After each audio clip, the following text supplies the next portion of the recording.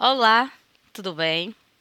Eu sou a professora Andréa Regina e hoje eu estou aqui para conversar com vocês sobre prevenção ao suicídio e valorização da vida. O tema da minha palestra é preciso saber viver. É uma canção também, não é verdade?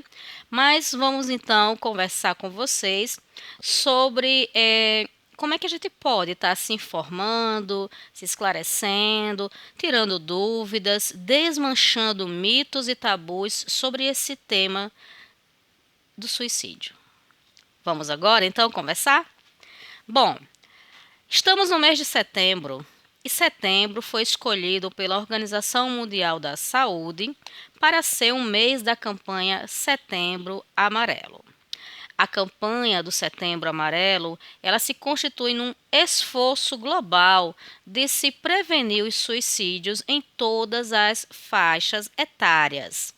Por essa razão, falar sobre suicídio não é mais tema tabu e também não é um tema apenas para adultos. Mas, desde cedo, é importante que a gente faça esse esclarecimento para que assim possamos, então, compreender como podemos ajudar os outros e também como podemos nos prevenir desse mal. Inicialmente, a história da humanidade sempre conheceu o fenômeno do suicídio. Se nós voltarmos um pouco no tempo, vamos lembrar, por exemplo, que na época de Jesus, o seu discípulo Judas Iscariotes cometeu suicídio. Se passarmos um pouco depois, para a história do Império Romano, nós veremos que uma grande rainha egípcia, a Cleópatra, também cometeu suicídio. O suicídio é uma palavra de origem latina e significa ato de matar a si mesmo. E, obviamente, que a presença dele na história da humanidade, ela sempre foi vista como algo tabu. Se nós avançarmos um pouco mais no tempo para a Idade Média na Europa, na época que o cristianismo e a Igreja Católica eram preponderantes, vamos lembrar que as pessoas que cometiam suicídio não podiam ser sepultadas no mesmo cemitério que as outras pessoas que tinham morrido de causas naturais ou na guerra. Isso mostra, então, que há uma mudança no século, a partir do século V da nossa era, o suicídio ele passa a ser visto como um pecado. E essa visão, ela permaneceu durante tanto tempo que acabou tornando esse tema um tabu e uma conversa proibida dentro, inclusive, das famílias que já passaram por essa experiência bem dolorosa. Nosso objetivo aqui é justamente trazer um esclarecimento para vocês e mostrar que a gente pode estar conversando sobre esse tema para, inclusive, entender como nós podemos nos afastar, dessa problemática e como podemos também ajudar amigos e amigas que estejam precisando do nosso auxílio. Então, a minha palestra, ela é dividida em duas etapas. A primeira etapa eu vou falar sobre a teoria que estuda o fenômeno do suicídio. E a segunda etapa eu vou falar sobre como nós podemos nos prevenir. Vamos lá então? O suicídio ele foi inicialmente estudado como fenômeno sociológico por Émile Durkheim. Émile Durkheim era um sociólogo francês que examinou as taxas de suicídio na Europa no final do século XIX e descobriu que existem tipos de suicídio e correntes suicidógenas. Ele também percebeu que havia um grupo específico que tinha mais casos de suicídio que os outros. E justamente ele fixou, a partir das suas observações, das suas pesquisas, que solteiros e viúvos se matavam muito mais e, nesse caso, homens se matavam muito mais do que mulheres. Na obra de Emily Durkheim, ele não cita suicídios na infância e nem na adolescência, o que mostra que no século XIX essa prática ela não era comum nessas faixas etárias. Porém, nos dias de hoje, nós percebemos que houve sim um aumento considerável das taxas de suicídio em todas as gerações, o que torna então essa discussão extremamente importante e, obviamente, resulta em uma preocupação em proteger as nossas crianças e jovens. Emily Durkheim, então, descobre que o suicídio ele é uma morte provocada, mas que ele tem uma causa. E o que foi que ele descobriu? Que a causa para o suicídio, ela nem sempre é psicológica, ou seja, não é uma pessoa com problemas mentais que geralmente se suicida. Ele descobriu que pessoas com problemas mentais também se suicidam, como, por exemplo, pessoas que sofrem de transtornos, como inclusive o transtorno da depressão, mas ele percebeu que pessoas aparentemente saudáveis também se suicidavam. E esses suicídios, eles acabaram chamando a sua atenção porque eram suicídios que poderiam ter sido evitados. Nos dias atuais, nós temos uma grande instituição de abrangência também mundial, chamada Centro de Valorização da Vida, ou CVV. Também existem parcerias do CVV. Quando eu falo abrangência mundial, é porque a CVV ela também faz conexão com outros grupos de preservação da vida em todos os países. Recentemente eu estive no 10º Simpósio Internacional da CVV e pude justamente conhecer um pouco dessas outras realidades em outros países. E é interessante se destacar que nos dias de hoje essa premissa de Emily Durkheim continua sendo verdadeira. A maioria das pessoas que cometem suicídios não tem problemas mentais e essas pessoas têm uma angústia, um problema, uma preocupação, um desafio, um obstáculo que elas não estão conseguindo superar sozinhas, mas que também elas não encontram forças para buscar ajuda. Então é importante a gente destacar como a escuta afetiva, a escuta sem julgamentos, ela é essencial para a gente cada vez mais se aproximar da nossa família, dos nossos amigos, dos nossos professores e professoras, para que assim possamos descobrir aquilo que preocupa o outro e como podemos ajudar a eles ou a nós, não é verdade? Retornando então para o nosso roteiro, existe uma diferença, então, entre o suicídio enquanto um fenômeno individual e o suicídio enquanto um fenômeno social. Que diferença é essa? Vamos imaginar uma cidade que nunca acontecem casos de suicídio.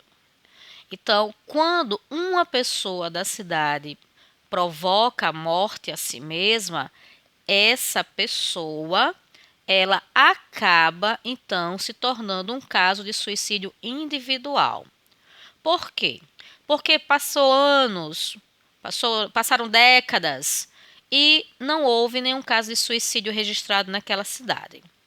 Porém, quando nós temos semanalmente casos de suicídio em uma cidade, quer dizer que deixa de ser um fenômeno individual e se transforma num fenômeno social. E por essa razão precisa atenção não só de todas as entidades que fazem parte da sociedade, mas principalmente da escola, que recebe tantos jovens, tantos adolescentes que estão passando por uma transformação incrível, que é essa fase da puberdade, que recebem muita pressão, precisam estar ali lapidando, né, a sua identidade, em relação aos grupos, em relação ao outro, e que é muito difícil. Às vezes é muito difícil ser adolescente, né? Então, quando nós temos a informação de um suicídio nessa faixa etária da criança, do adolescente, ou infância e adolescência, é, é muito preocupante. E isso se torna realmente algo que deve ser explorado mais, né, nos bate-papos na escola, nos debates, nas conversas, nas discussões nas aulas. Como nós não podemos fazer isso agora, nós estamos fazendo através desse canal. Mas é importante que essa nossa conversa ela continue em outros momentos e com outras pessoas também. Voltando então para Emily Durkheim. Ele percebeu que a força que determinava então o suicídio naquelas pessoas no século XIX era uma força social. Pessoas com depressão se suicidam mais? Sim, sem dúvida. Por isso que a depressão é um transtorno que nós devemos cuidar nos primeiros sinais. E a depressão, ela é cuidada através de um conjunto de profissionais, que envolve um psiquiatra, um psicólogo, um médico da família, a enfermeira do PSF, né, da UBS, Unidade Básica de Saúde. Então é importante a gente pensar que o transtorno de depressão ele é uma das causas para o suicídio, mas ele não é a única causa e ele não é a causa preponderante. Porque quando nós examinamos os dados fornecidos pela Organização Mundial da Saúde, nós percebemos que 90% dos casos de suicídio poderiam ter sido evitados se houvesse uma intervenção, se houvesse uma fala amiga, se houvesse uma rede de apoio para aquela pessoa.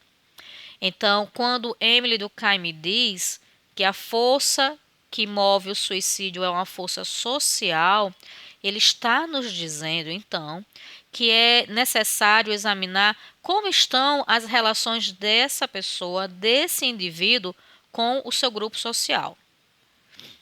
Outra descoberta de Durkheim: as pessoas que estão muito preocupadas com o que os outros dizem dela se suicidam mais. Por quê? Porque a opinião do outro acaba ganhando um peso extraordinário. E aquela pessoa se sente tão acuada, se sente tão prisioneira daqueles comentários, daqueles boatos, daquelas falas com maledicência, muitas vezes, que não vê outra forma a não ser cometer este ato, né? Ou fazer a tentativa de cometer este ato. Então vejam como é interessante o poder que a sociedade tem sobre as vidas das pessoas, sobre o controle das emoções. Outro aspecto que é importante a gente pensar é que as pessoas que se isolam demais dos amigos, das amigas, da família, do grupo social que frequenta, elas também estão mais propensas ao suicídio. Emily Durkheim, ele diz o seguinte, que as pessoas que estão muito presas na sociedade, no grupo que fazem parte, ao ponto de se preocuparem demais com a opinião dessas pessoas, se suicidam mais. E as pessoas que estão desfazendo os laços, se afastando, elas também se suicidam mais. Então é importante demais pensar que a questão do suicídio é um fenômeno social, mas que também é algo que pode ser tratado, trabalhado dentro de cada um de nós. Outra questão que Emily Durkheim traz para a gente e que é essencial, é entender que o suicídio ele não é hereditário. Então, em famílias que aconteceram vários casos de suicídio, Existe sempre a preocupação daqueles que restaram, daqueles que ficaram, das gerações mais novas, se também farão, né, um ato desse, se também tentarão suicídio. E a resposta é não. O suicídio ele não é hereditário, ele não é genético, ele não é passado, né, do avô para o neto, do pai para a filha, da mãe para a filha, da tia para o sobrinho. Não, não existe nenhuma comprovação científica sobre isso. Como também nós não podemos dizer que o suicídio ele é um fenômeno de imitação. Por quê? Porque as causas para o suicídio são várias, são diferentes e podem ser diferentes em cada pessoa. Então é importante a gente entender que, por exemplo, falar sobre suicídio, como nós estamos fazendo agora, não gera suicídio. Falar sobre suicídio gera esclarecimento, gera informação, remove as dúvidas, alivia as angústias. Então, há uma função nessa nossa conversa que é essencial e que é muito mais importante nessa faixa etária da infância e da adolescência. Por quê? Porque no século XIX, como Emile Durkheim, né, ele nasceu no século XIX, morreu no começo do século XX, eu estou enfatizando muito a época dele, né, para a gente entender a obra, tá certo? Mas é interessante lembrar aqui que no século XIX o suicídio ele começou a ser romantizado. Então, livros como a obra de Goethe, né, que fala do suicídio de um jovem, passou a ser uma obra super lida no século XIX e no finalzinho do século, as pessoas procuravam imitar aquele, como eu posso dizer para vocês, aquele exemplo. Mas vejam só, primeiro aconteceu uma romantização, né? As pessoas começaram a dizer que era bonito morrer por amor. E isso se tornou, então, um problema muito grave. E que a gente precisa, então, aqui lembrar que o suicídio não tem nada de romântico, não tem nada de belo, não tem nada de bonito. Principalmente porque ele é devastador na vida das pessoas. As pessoas que tiveram parentes ou amigos que se suicidaram ficam impactadas, impressionadas por esse evento a vida toda. Inclusive, essas pessoas questionam o tempo todo. Por que a pessoa não buscou ajuda? Por que a pessoa não conversou? Por que a pessoa não se abriu mais? Eles acabam, então, ficando com uma angústia que é constante por não ter conseguido ajudar aquele seu parente o suficiente, ao ponto de evitar o ato do suicídio. Então, nos estudos atuais, e aqui eu quero citar para vocês um grande estudioso sobre a temática no Brasil, começou a estudar no século XX, mas até hoje produz bastante, né? A sua obra produz muitas reflexões até hoje, que é o José Manuel Bertolotti. Ele escreveu um livro interessantíssimo falando sobre suicídio e sua prevenção. Foi editado pela editora EDUSP. E esse livro fala justamente como nós podemos categorizar o suicídio e como nós podemos nos prevenir dele. E aí, volto à questão da romantização. Se houve essa visão romântica do suicídio no século XIX, também existiu no século XX, mas também existe no século XXI, que é a nossa época. Então, se nós procurarmos, por exemplo, séries na televisão, se nós procurarmos filmes, nós vamos encontrar essa temática. Não são muitos, e ainda bem.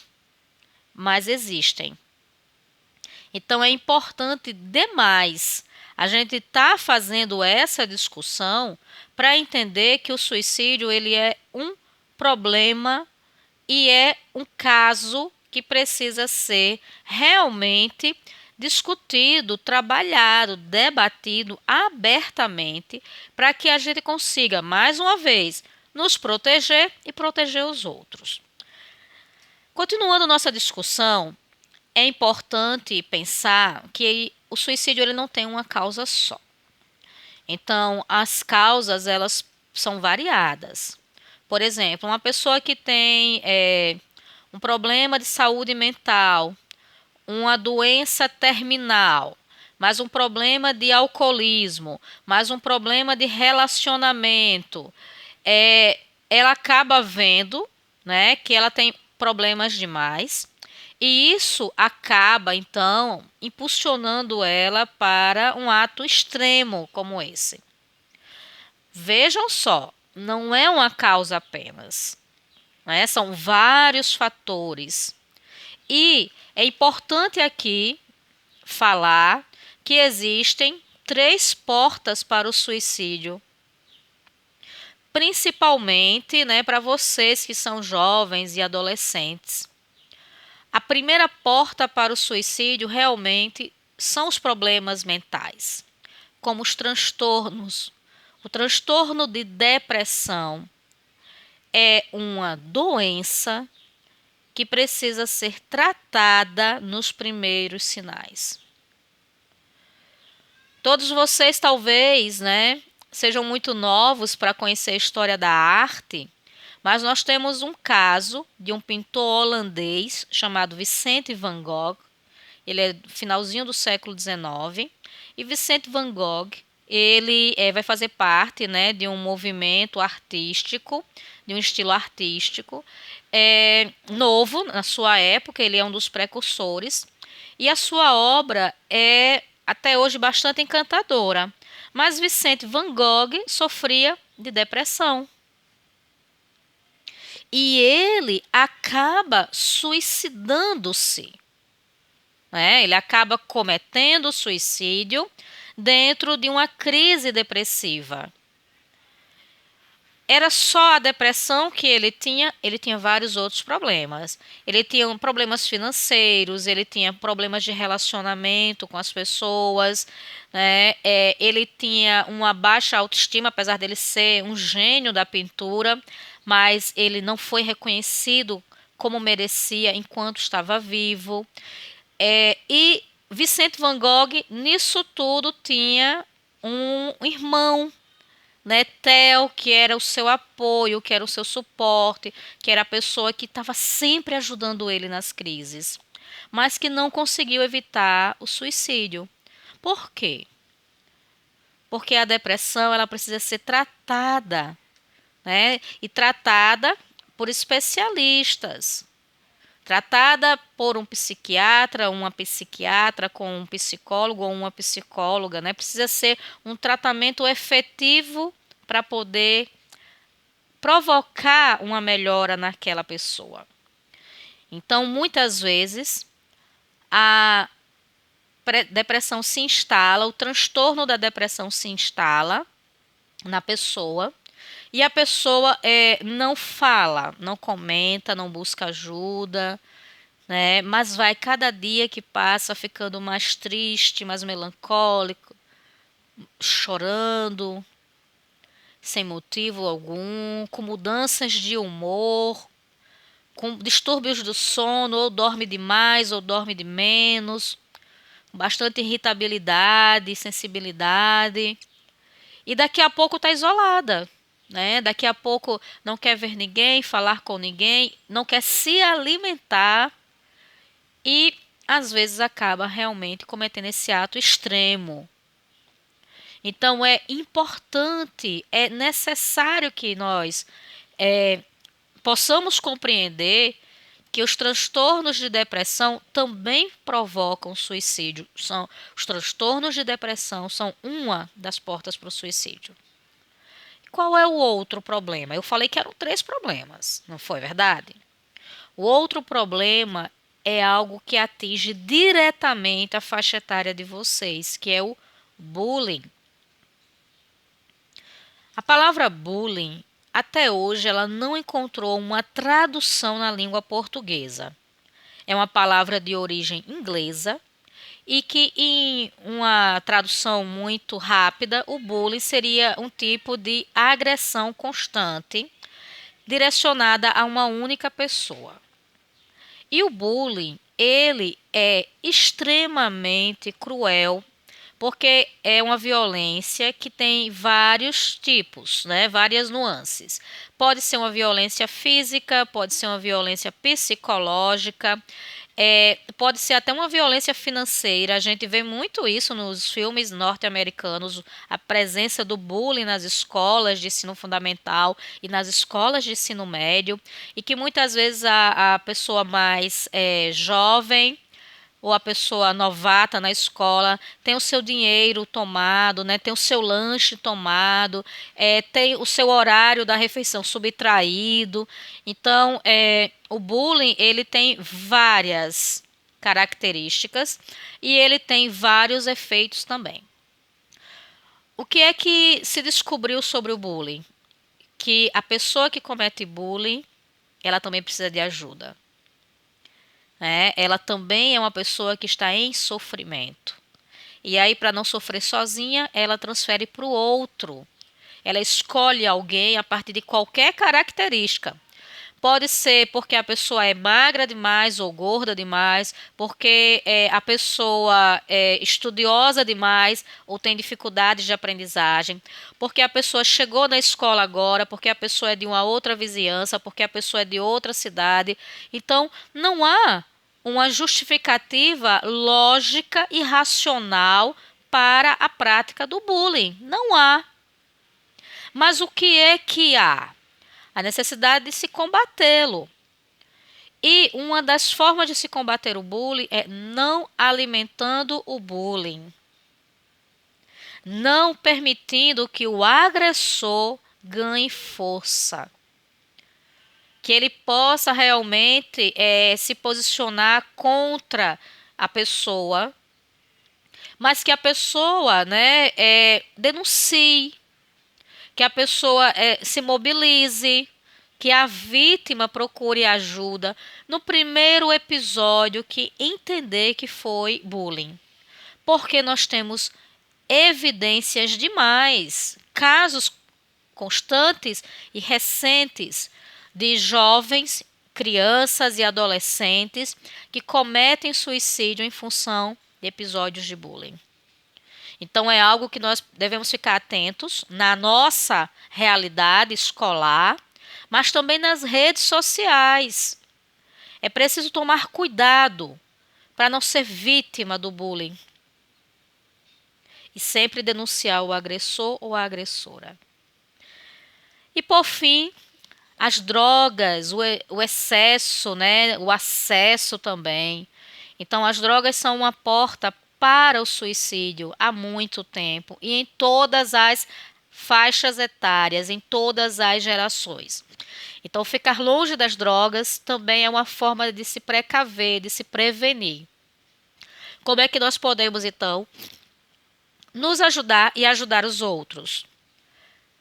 Busquem uma escuta amiga, busquem uma escuta afetiva que não vai julgar o que você está sentindo. Caso você não tenha essa pessoa em casa ou no seu grupo, procure o Centro de Valorização da Vida, ou CVV, ligue para o 180 e converse, libere o que você sente para que as pessoas possam lhe ajudar. Você também pode procurar a unidade básica de saúde do seu bairro e fazer uma conversa com a enfermeira, com o enfermeiro, que vai lhe direcionar para uma das instituições que fazem um atendimento para as pessoas que estão em sofrimento psíquico. É importante, então, que todos nós possamos nos unir e lembrar que a vida é o bem mais precioso que temos e que podemos sim ser resilientes. Podemos sair cada vez mais fortalecidos de cada crise, de cada obstáculo. E, acima de tudo, entender que é preciso saber viver. Um forte abraço e espero vocês na nossa próxima conversa. Fiquem bem. Tchau, tchau.